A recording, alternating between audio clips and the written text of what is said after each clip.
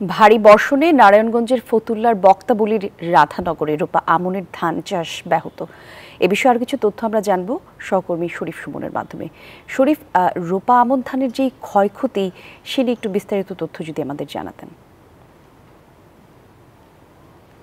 ধন্যবাদ কলি। আপনি যেমন জানাচ্ছিলেন, আমরা এখন অবস্থান করছি নারায়ণগঞ্জের ফতুল্লার রাধানগর এলাকায়, যেখানে আসলে বিপুল পরিমাণে জমিতে কিন্তু রোপা আমন ধানের চাষ হয়েছে। তবে ভারী বর্ষণের কারণে কিন্তু বাদে রোপা আমন ধান চাষের কৃষকরা কিন্তু এবার ব্যাহত হচ্ছে। বিশেষ করে কৃষকরা জানিয়েছেন প্রতি বছরই কিন্তু রোপা আমন ধানের ফলন বাড়ছে। বিশেষ করে ফতুল্লার বক্তাবলী এবং সদর উপজেলার আলিটেক ইউনিয়নে গত বছর ৭৪ হেক্টর জমিতে এই রোপা আমন ধানের চাষ হয়েছিল। এবছর কিন্তু ১ হেক্টর জমিতে রোপা আমন ধানের চাষাবাদ বেড়েছে।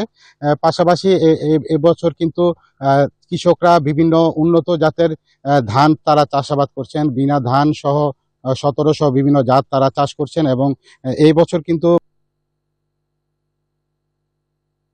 বজ্রপাত সহ বৃষ্টির কারণে কিন্তু তাদের যে উৎপাদন এবং তাদের যে চাষাবাদ রয়েছে, সেই চাষাবাদ কিন্তু তারা ব্যাহত হচ্ছে।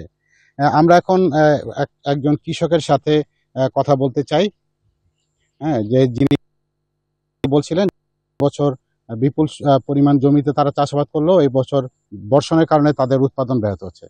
নারায়ণগঞ্জ থেকে আমার কাছে এই ছিল সর্বশেষ। ফিরে যাচ্ছি স্টুডিওতে। জি, শরীফ, আপনাকে ধন্যবাদ।